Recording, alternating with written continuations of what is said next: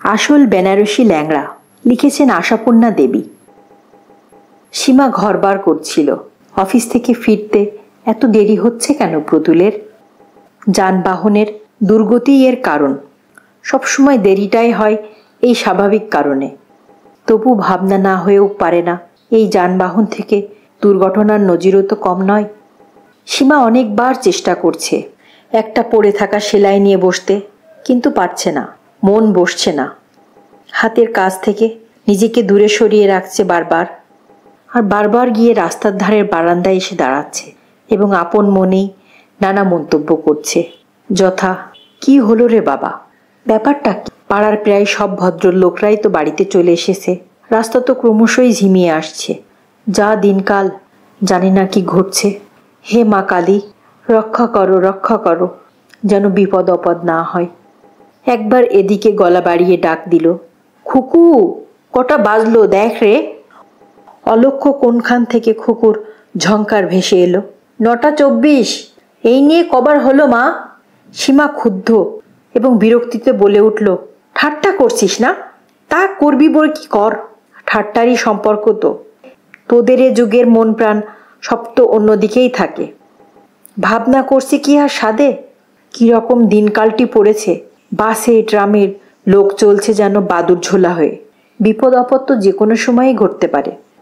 খুকু যেখানে ছিল সেখান থেকে একটু সরে এসে বলল, বিপদ টিপদ তো দৈবর ঘটনা মা। তোমাদের সে যুগের এই মন প্রাণ নিয়ে খালি টানাটানি করো, দুর্ভাবনা আর দুর্গন্ধ নিয়ে। সবসময় ব্যাপারখানাতে এভাবে কথা বলবি না তো। যা বুঝিস না তা নিয়ে কথা বলবি না। সব সময় তোর মনের মধ্যে একটা অপয়া লক্ষণ।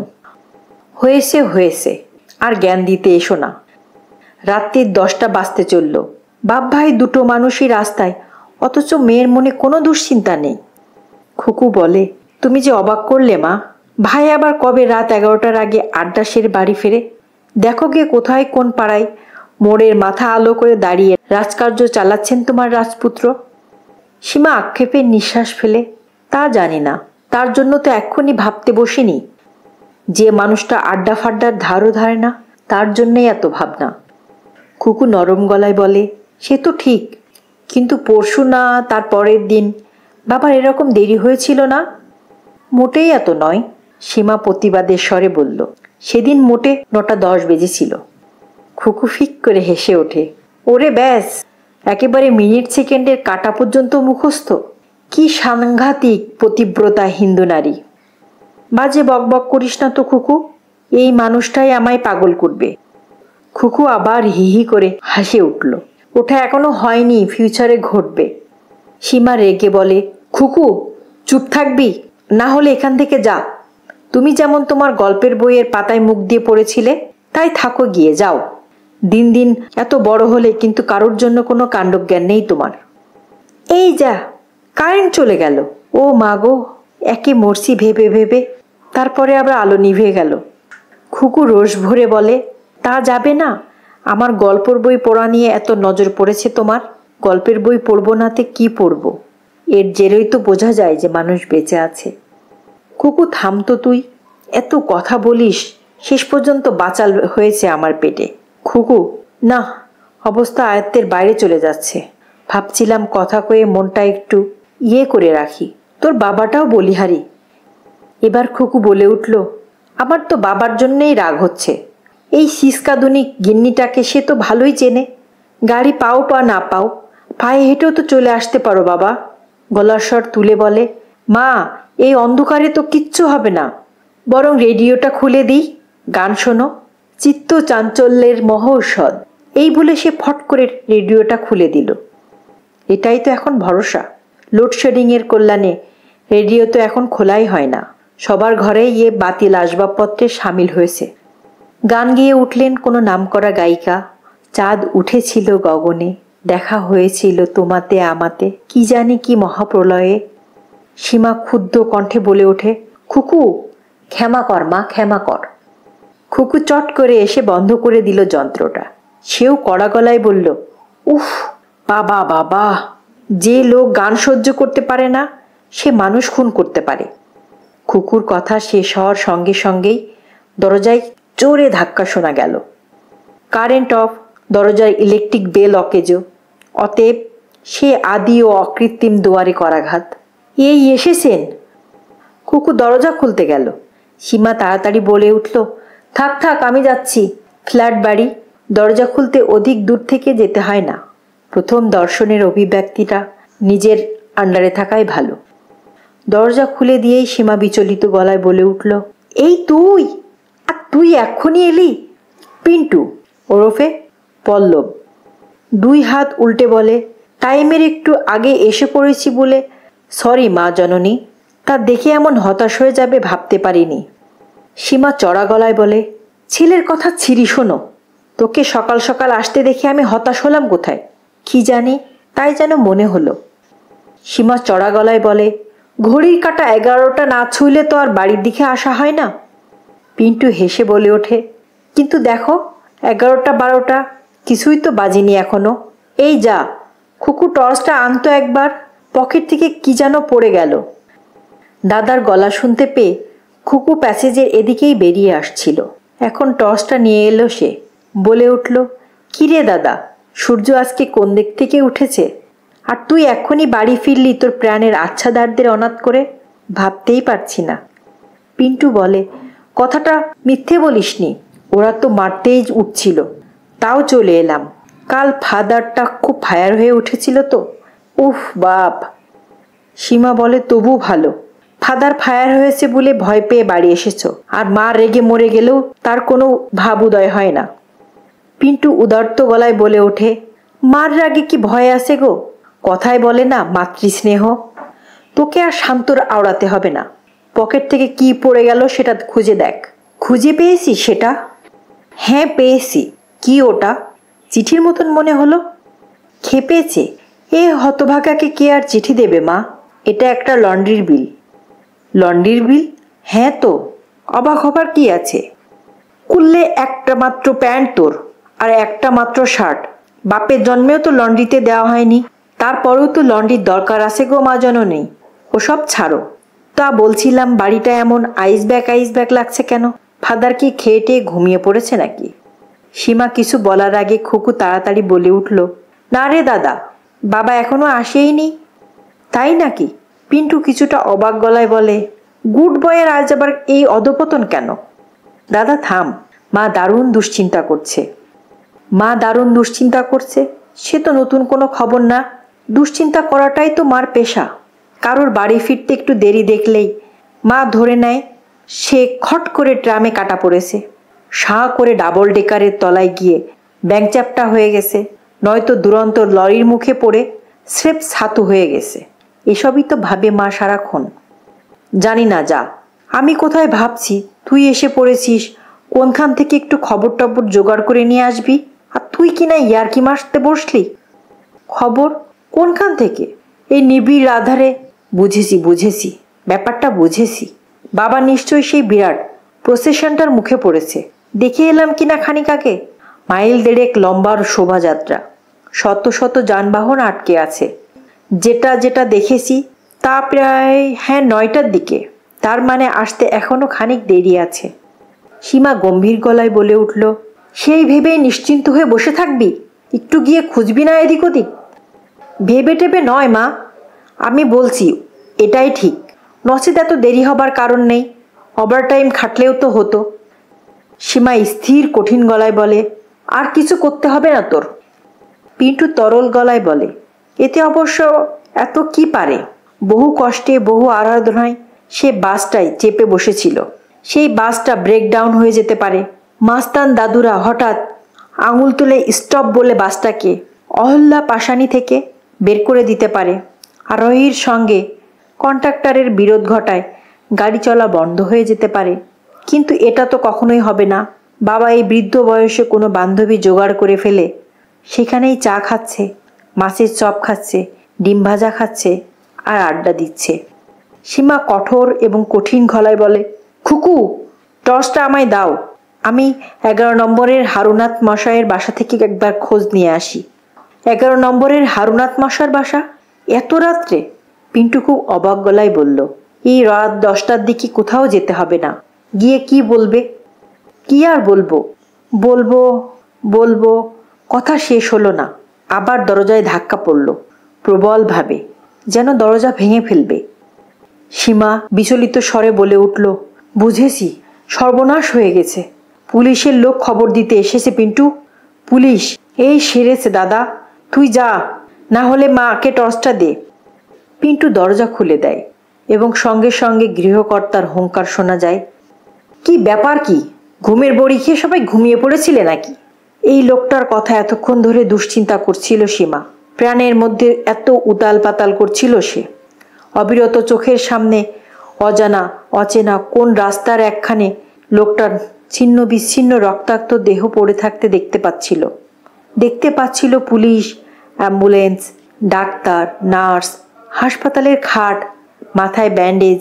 সিনেমার কল্যাণে যেসব দৃশ্য দেখে দেখে মুখস্থ হয়েছে আমাদের, নাকে অক্সিজেনের নল, মর্গ, খাটিয়া, সাদা চাদর মোড়া শরীর, অগুরু চন্দন, ফুলের মালা, চিতার আগুন, থান, ভস্মীভূত ছাই, শ্রদ্ধাসভা, মুন্ডিত মস্তক পুত্রের। এই মাঝখানটাই একটু ঠেস দিচ্ছিল সীমা। এই নাস্তিক মাস্তান ছেলে কি আর কখনো স্বাদের ঘাড় ছাড়ানো কেশকলাপ মোড়াবে কখনো? এসব চিন্তা তো ইচ্ছাকৃতও নয়, চেষ্টাকৃতও নয়, চোখের সামনে এসে যাচ্ছিল, ভেসে যাচ্ছিল আর নাচানাচি করছিল। নেচে নেচে সীমা নামের একটি প্রেমের প্রতিমাকে কাবু করে দিচ্ছিল, শিথিল করে দিচ্ছিল তার হাত পা। সেই শিথিল স্নায়ুর উপর পড়ল এই হাতুড়ির ঘা। এ ঘায়ে সীমা যদি ছিটকে ওঠে, দোষ দেওয়া যায় না। ছিটকে ওঠা সীমা তীব্র এবং তীক্ষ্ণ গলায় চেঁচিয়ে উঠল, ঘুমোবে কেন? বাড়ির গিন্নি কি মরে পড়েছিল নাকি যে ঘুমোবে? তাই ছেলেমেয়েরা পাথর হয়ে বসেছিল বলতে একটু লজ্জা করল না? রাত দুপুরে বাড়ি ফিরিয়ে ক্ষুদ্র গৃহকর্তা আরো গলা চড়ালো, লজ্জা করবে কেন? লজ্জা তো তোমার করা উচিত। কেন শুনি? এতক্ষণ কি আমি তাড়িখানায় বসে তাড়ি টানছিলাম, না কোনো বন্ধুর বইয়ের হাতের তৈরি করা পান খাচ্ছিলাম? স্বামীর উত্তর পাওয়ার সাথে সাথেই সীমার স্বর আরো তীক্ষ্ণ হলো, কি করছিলে তা নিজেই জানো। এ কথা তো বিশ্বাস করব না। ডেলহাউসি থেকে রাসবিহারীতে আসতে তোমার 5 ঘন্টা সময় লেগেছে, বিশ্বাস করবে না? কর্তা রাগী কাঁপতে কাঁপতে বলেন, বিশ্বাস না করলে আমার বয়েই গেল। বলে বিশ্বাস করব না বললে আমার কি যায় আসে? গামছা নিংড়ানোর মতো শরীরের রক্ত নিংড়ে শালার অফিস যাওয়া আসা করতে হয়। বুকে পিঠে ভিড়ের চাপে দম বন্ধ হয়ে হার্টের রোগে জন্ম নিয়েছে। রড ধরে ঊর্ধ্ববাহু হয়ে দাঁড়িয়ে দাঁড়িয়ে শালার হাতে বাত, পায়ে গোদ হবার জোগাড় হয়েছে, আর বলে কিনা বিশ্বাস করি না। মুরদ থাকে তো একদিন গিয়ে দেখে এসো না। ঘরের মধ্যে আরামায় এসে বসে 2টো ভাত সেদ্ধ করতেই তো ক্ষয়ে যাচ্ছ, বাইরে বেরোলে বুঝতে ঠেলা। এই অপমানের পরও সীমা চুপ থাকবে, তার তো হবারই কথা নয়। প্রিয়তম স্বামীর দুর্দশার বিবরণে ঈষৎ নরম হয়ে আসা মন আবার ফোঁস করে উঠল। কি বললে তুমি? কি করে বললে তুমি? তোমার সংসারে ঘরের মধ্যে বসে আরামায়েশে শুধু 2টো ভাত সেদ্ধ করে তোমায় কর্তব্য মিটিয়ে দিই? এভাবেই এত তাড়াতাড়ি করে বলি তোমার সংসারের জুতো সেলাই থেকে চণ্ডীপাঠ চালাচ্ছেটাকে? মেয়ে তো আহ্লাদি ফুলকুমারী, 2 পেয়ালা চা বানাতে হলে পাখার তলায় বসে হাঁপান। আর ছেলে, তিনি সারাদিন এমন রাজকর্ম করে বেড়ান যে একদিনের জন্য গমটা ভাঙিয়ে আনতে হবে, তাও তিনি যেতে পারেন না। রেশনের লাইনে দাঁড়াতে হয়, এবং কি করে যে দাঁড়াতে হয় তাও তিনি জানেন না। অন্ধকারে কেউ কাউকে দেখতে পাচ্ছে না, চলছে শব্দভেদী বান ছোড়াছুড়ি। পিন্টু বোনের ঘাড়ে একটা চিমটি কেটে চাপা স্বরে বলল, এই খুকু, বাতাস ঘুরে যাচ্ছে, আক্রমণ আমাদের দিকে আসছে, চল সরে পড়ি। চলে আসে নিজেদের পড়ার ঘরে। বাতিটা খোঁজাখুঁজি করছে ওরা, অবশেষে পেয়ে জ্বালিয়ে দিল। ওদিকে চলছে বাকযুদ্ধ, কিন্তু ওরা কান দিল না। পকেট থেকে একটা পাট করা কাগজ বের করে পিন্টু অবহেলার গলায় বলে, এই নে লন্ড্রির রসিদটা। খুকু ভুরু কুঁচকে বলে, কার ওখানে কাস্তে দিয়েছিলি? খুলে দেখ। খুকু এবার কাগজটা খুলে মোমবাতির সামনে ধরল। পরক্ষণে চাপা গলায় চেঁচিয়ে ওঠে বলে, দাদা, এর মানে? লন্ড্রির রসিদ। পিন্টু পরম আগ্রহে বলল, তোর লাভারের চিঠি রে, লন্ড্রির রসিদের থেকে একটু উঁচু দরের না? ভালো হবে না বলছি দাদা, যত সব অসভ্য কথা। পিন্টু ব্যঙ্গের গলায় বলে, আছো বেশ, তুমি লাভার জুটিয়ে লাভ করবে, আর লাভ লেটার চালাচালি করতে পারো, আর সেটা মুখে বললেই দোষ। আহা আহা, এই বলে বুদ্ধু হাবা গঙ্গা ছোট লোকটার তোমার হাতে চিঠি গুছিয়ে দেবে? আহা, ও কি আমার নিজে সাহস করে দিতে আসছিল নাকি? লাইব্রেরিতে দেখা হয়ে গেল, অবোধ ইনোসেন্ট মুখে বলতে লাগলো, পিন্টুদা, বাড়ির খবর কি? মেসোমশাই কেমন আছেন? মাসিমা ভালো আছেন তো? মাসিমার ঝিটি ঠিক মতো আসছে প্রতিদিন? রেশনে চিনি পেয়েছেন? কয়লা পাওয়া যাচ্ছে? এই সব। তখন বললাম, এত কথা তো মাসিমাকে জিজ্ঞেস করতে আমার মনে থাকবে না রে ভাই। তুমি বরং তোমার মাসিমাকে এবং খুকুকে 2 লাইন লিখে জিজ্ঞেস করে নাও। খুকু তেমনি চাপা গলায় ঝংকার দিয়ে ওঠে, আহ দাদা, তুমি না এমন, উফ, এসব শব্দের ছড়াছড়ি। হঠাৎ ওদিক থেকে একটা বাসন আঁচড়ানোর শব্দ ঘরে এসে আছড়ে পড়ল। চমকে উঠল দুজনই। খুকু চমকে উঠে বলল, পিন্টু অম্লান গলায় বলছে, কিছু না কিছু না, ভয় পাসনে মোটেই। কর্তা গিন্নির প্রেমালাপ বোধহয় চরমে উঠেছে। তা কথাটা মিথ্যে নয়। কর্তার প্রবল কণ্ঠের বাণী শোনা যাচ্ছে তখনও ঘর থেকে। সংসার চালানোর বড়াই চলছে তখনও পুরোদমে। পায়ের কাছে বাসন ছড়ানো, অন্ধকারে লোকে হোঁচট খেয়ে মরুক, এই সংসার চালানোর আবার বাহাদুরি। যাক, চুলোই যাক এমন সংসার, এই সংসারে আগুন ধরিয়ে দিয়ে চলে যাব। সীমা ওই পায়ের কাছে বাসন রাখার লজ্জায় যাও বা একটু নরম হতে যাচ্ছিল, তখনই সীমার প্রতি তীরটি নিক্ষিপ্ত হলো।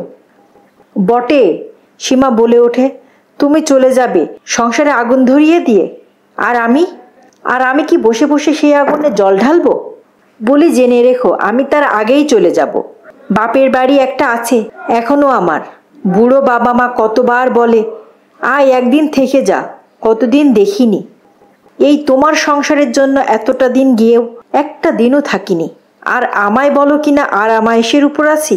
বলি, অফিসে তো আর সারাক্ষণই ফাইল ঠেলছো না, আড্ডাও তো চলে নাকি? বন্ধুরা বলে না, এ যুগের সংসার করার সুখটা কত? এবার একটু থামলো সে, একটু হাঁপিয়ে, একটু কেশে আবার শুরু করলো। রাত দিন বাজার থেকে মাল উধার হয়ে যাচ্ছে। আজ তেল উধাও, কাল ডালডা উধাও, পরশু কেরোসিন উধাও, তরশু রেশমের গম চাল চিনি উধাও হয়ে যাচ্ছে সব। নিত্য দিনে দুধের গাড়ি আসছে না, খালি বোতল নিয়ে ফিরছে। 10-20 ঘন্টা লোডশেডিং, পাম্প চলে না, হিটার চলে না, আটা ভাঙানোর চাকি বন্ধ, ফ্রিজের দফায় দফায় গন্ধ হচ্ছে। কে ম্যানেজ করছে এসব? আগে সকালবেলায় উঠে যে বাজারটা করে দিতে নিয়ম করে, এখন তাও করো না। তোমার কাজই শেষ হয় না, খবরের কাগজ পড়া আর দাড়ি কামানো, এই করতেই সকাল কাবার। ভাতটি খেয়েই লম্বা হও। আর এই এখন তোমার এমন দর্ভ? সারাদিনে কত মল্লযুদ্ধ চলছে, একবার জানতে চেয়েছ কখনো? মনে করো সংসারে চাকাখানি আপনা আপনি আর এত মিহি মোলায়েম হয়ে চলছে, সেই চাকার তেলটি জোগাড় করতে ধিয়ের পায়ে কত তেল মালিশ করতে হয়, তা কি কখনো খোঁজ নিয়েছ? কতগুলো পাতানো বুনো পুষতে হয় তা কি জানো? ওরে বাবা, এই রাজধানী এক্সপ্রেস তো থামার নামই নিচ্ছে না, পিন্টু বলে উঠল। 200 মাইলের মধ্যে মনে হচ্ছে কোনো স্টপেজই নেই। খুকু এই কৌতুক উক্তিতে কান দেয় না, শুকনো গলায় বলে, মা ওই পাতানো বুনপোদের কথা কি বলল রে দাদা? বলল সংসার চালাতে অবশ্য প্রয়োজনীয় হিসেবে অনেকগুলো পাতানো বুনপো পুষতে হয়। আরও শুকনো গলায় বলে খুকু, অনেকগুলো আবার কি? ওই হলো আর কি, সগর্বে বহু বচন হয়ে গেছে। খুকু কান পেতেছে। দাদা বলে উঠল, কান পেতে কানকে বিনষ্ট করিস না তো। ও ঘরের কল্লধ্বনি আবার স্পষ্ট হয়ে উঠল। কি বললে? পাতানো বুনপো? সংসার করতে গিয়ে তোমার আবার পাতানো বুনপো পুষতে হয় নাকি? আর বাড়িতে তাদের আসতেও দেওয়া হয়? তা বাড়িতে আসতে না দিলে তারা কি রাস্তা থেকে আমার উপকার করবে? আসতে দিতে হয়, বসতে দিতে হয়, চা খাওয়াতে হয়, এত সব হয়। কর্তা প্রবল গর্জনে প্রতিবাদ করে ওঠেন। বলি, এত সব হওয়ার বদলে কি কি মহৎ কাজ আর কি কি মহৎ উপকার হয় শুনি? সীমা বেশ ডাটের সঙ্গে বলে, অনেক কিছুই হয়। তোমার ছেলের দ্বারা তো 1 ইঞ্চি কাজও হয় না। সিনেমার টিকিট কাটতে পাঠালাম, তাও আবার টাকা দিয়ে। ফিরে এলো, বলল হাউসফুল, টিকিট পাওয়া যাচ্ছে না। অথচ আমার সোনার চাঁদ পাতানো বুনপো তক্ষুনি টিকিট বের করে নিয়ে আসলো। বলল, নিন মাসিমা, এখনই গিয়ে সিনেমা এনজয় করুন। বলি, কোথা থেকে দিল শুনি? এলেম থাকলেই সব হয়। এই তো ত্রিভুবনে কেউ যখন ডালডা পাচ্ছে না, স্বপন আমায় 2 কিলো ওজনের ডালডার টিন এনে দিল। কর্তা সহিংস্র গলায় বলেন, এখন এই ডালডার টিনের বদলে মেয়ে খোয়াতে যাব? তখন বুঝবে ঠেলা। মেয়ে খোয়াতে যাব কেন? না গেলেই ভালো। পৃথিবী দেখছো না তো? তুমি এই বলে দিচ্ছি, তোমার এই আদুরে খুকুকে যদি সামনের মাসেই না পাত্রস্থ করি, আমার নামও অমক নয়। সীমা ব্যঙ্গের গলায় বলে, পাত্র তো দেখছি মজুদি আছে। অভাবও নেই, ডজনে ডজনে প্রজাপতি অফিস আসে। খুকু আর্তনাদের গলায় বলে, দাদা। পিন্টু নির্লিপ্ত নিরাসক্ত গলায় বলে, কাতর আর্তনাতে কোনো ফল নেই বোন। এলেম থাকলে বাবাকে গিয়ে জোর গলায় বলো গে, বাবা, মেয়ের বিয়ের জন্যে সোনাদানা, টাকা কড়ি, ঘড়ি আংটি, বোতাম ফোতাম, জামা কাপড়, বিছানা বালিশ, খাট আলমারি, সোফা ইত্যাদি প্রভৃতি আলটু বাল্টু মালগুলো তুমি জোগাড় করো। আসল মালটি তোমায় কষ্ট করে জোগাড় করতে হবে না, ওটা আমি ম্যানেজ করব। আহ দাদা, এই কথা বলল? আরে আমি কিভাবেই বা বাবাকে গিয়ে এই কথা বলবো? না বলতে পারলে হলো না, তবে হওয়ার না হওয়া শেষ পর্যন্ত তো প্রেমালাপের নমুনা এই যা শুনতে পাচ্ছ তুমি কানে। ধ্যাত, সবাই যেন সংসার চক্রে তেলের ঘাটতি হলে ক্যাস ক্যাস শব্দ করে ওঠে। তাছাড়া আরও বহুবিধ জটিল ব্যাপার আছে। বাবা মার বিয়েটাও তো শুনেছি পছন্দ করে হয়েছে। আহারে, কে বলেছে তোকে? বলল খুকু। শুনেছি বাবা, শুনেছি। বড় মাসির শ্বশুরবাড়ির কোনো বিয়ে বাড়িতে মাকে দেখে বাবা। ওহ সেই। খুকু গৌরবান্বিত গলায় বলে, সে কথা ছেড়ে দাও। ভেবে আশ্চর্য হয়ে যায় কিসের উপর এরা জীবন চালিয়ে আসছেন। খুকুর বলার ভঙ্গিতে এইটাই প্রকাশ পায়, আমাদের স্বর্গীয় প্রেমের সঙ্গে ওনাদের কিছুর তুলনা হয় না। কিন্তু অন্যদিকে তারা যে এখনও ঝগড়ার সমাপ্তির চিহ্নমাত্র নেই, এই নিয়ে ভাবছে 2 ভাই বোন। যুদ্ধ নিপাত যাক, মাঝে মাঝে অস্পষ্ট, মাঝে মাঝে স্পষ্ট। তার মানে ওরা লম্বা দালানটায় পায়চারি করতে করতে একে অপরকে বান নিক্ষেপ করেই চলেছে। সহসা কর্তার শব্দ প্রবল স্পষ্ট, আলবাত বলবো। মেয়ে আমার। স্বামীর স্বর স্পষ্ট হলেও রুক্ষ কণ্ঠে আবার, তোমার একলার মেয়ে? বলি, মেয়ে নিয়ে যত খাটুনি আর ভোগান্তি সব আমার, আর অধিকারের বেলায় মেয়ে তোমার। এই সেরেছে, মা যে ফ্যাসাদ শুরু করে দিল রে খুকু। দিয়েছে, বেশ হয়েছে। খুকু আহ্লাদিত স্বরে বলল, তাহলে অবস্থা আয়ত্তে এসে গেছে না রে? পিন্টু ভীত গলায় বলে, না না, কি সর্বনাশ, এসব কি বলছে মা? এই খুকু, এখন সীমার অশ্রু বিজড়িত কণ্ঠধ্বনি শোনা যাচ্ছে। জীবনভর শুধু এ সংসারে চাকরানিগিরি করে এলাম, একদিনের জন্যে কারোর কাছে একটু মায়া পেলাম না, মমতা পেলাম না, আহা পেলাম না। এখনো এই। আর আমার সংসারের স্বাদ নেই। এই 3 সত্যি করছি, মরবো মরবো মরবো। হয় বিষ খেয়ে মরবো, না হয় গলায় দড়ি দিব, না হয় নদীতে ঝাঁপ দেব। খুকু আত্মস্থ গলায় বলে, কিচ্ছু ভয় পাস নেই, আর চিন্তাও করিস নে দাদা। এখান থেকে সমুদ্র অনেক দূরে, মা ওখানে যেতেই পারবে না। দেখ কর্তার কণ্ঠে এখন আর হুঙ্কার শুনবি না। তা খুকুর কথাটা কিন্তু মিথ্যা না। কর্তার কণ্ঠস্বর, আফসোসের সুর সবই ভেসে এলো। ঠিক আছে ঠিক আছে, কারোর আর মরাটরা লাগবে না। মরা কারোর একচেটে ব্যবসা নয়। অগাধ রেল লাইন পড়ে আছে, গলা জিতে চাইলে ওইখানে দাও। পাহারা দেবারও কেউ নেই, শান্তিমতো মরতে পারবে। আবার সীমা বলে উঠল, আমার মতন হতভাগা কি আর আছে যে মরার এত পায়তারা বলে দেয়? 14 ঘন্টা পরে বাড়ি ফিরে যার কপালে 1 কাপ চাও জোটে না, তার পক্ষে এই পরিণতিই উচিত। ইস, পিন্টু বলে ওঠে, খুকু তুই কি রে? মা না হয় ঝগড়া করতে গিয়ে ভুলে গেছে, তোর তো উচিত ছিল বাবাকে একটু চা করে খাওয়ানো। খুকু বলে, খেপেছিস? মা যেখানে ইচ্ছে করে উচিত কর্তব্য অবহেলা করেছে, সেখানে মাথা গলিয়ে আমি উচিত কর্তব্য করতে যাব? এই অধম খুকু বোকা হতে পারে, কিন্তু বুদ্ধিহীনা নয়। তাছাড়া এই শোন না, চামচের টুংটাং শুরু হয়ে গিয়েছে। পিন্টু সেই টুংটাং ধ্বনি একটুক্ষণ কান পেতে শুনল, তারপর উদাস উদাস গলায় বলল, আচ্ছা খুকু, আমি বাড়ি এসে চা খেয়েছি। ও মা, কখন আবার খেলি? এসে দাঁড়াতে দাঁড়াইতে তো লেগে গেল। হ্যাঁ দেখ, ইচ্ছে করলে মা তো আমাকেও এক কাপ চা অফার করতে পারত। এই ঝড় বৃষ্টি আর বজ্রপাতের মধ্যে কি তার স্নেহদীপ্তখানি জ্বলছে না? চিরকালের কথা, রাজায় রাজায় যুদ্ধ হয়, উলুখড়ের প্রাণ যায়। আমরা মানে ছেলেমেয়েরা হচ্ছে উলুখড়, বুঝলি না তুই? গৃহযুদ্ধের প্রধান বলি। তার মানে তুই ঠিকই বলেছিস, আমার আর চা খাওয়া হবে না রে আজ, মা ভুলেই যাবে। ঠিক এই সময় ফট করে কারেন্ট চলে আসলো। আবার আলো জ্বলে উঠল চারদিকে।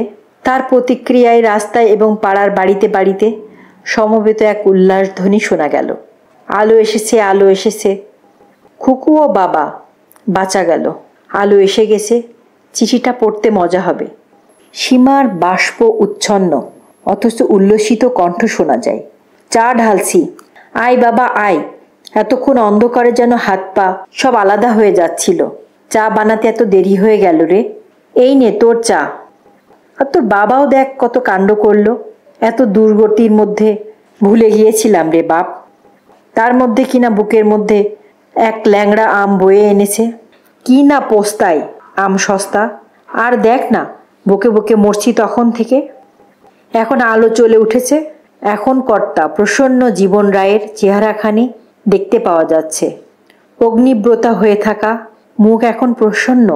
সেই মুখে এখনও প্রসন্নতার আলো জেলে চা খাচ্ছেন তিনি। শুধু সস্তা বলেই নয়, জিনিসগুলোও উৎকৃষ্ট, আসল বেনারসি ল্যাংড়া। তোমাদের মাতৃদেবীর তো আর হাজিবাজি আম মুখে রোচে না, তাই আসতে এত দেরি হয়ে গেল। তাই প্রত্যেকটি আম বেছে বেছে আনতে আর থলি ভরতে এত দেরি হয়ে গেল। আমগুলোর থলি ভরা হয়ে গেলে যখন বাসি উঠতে যাব, তখন আর পারলাম না।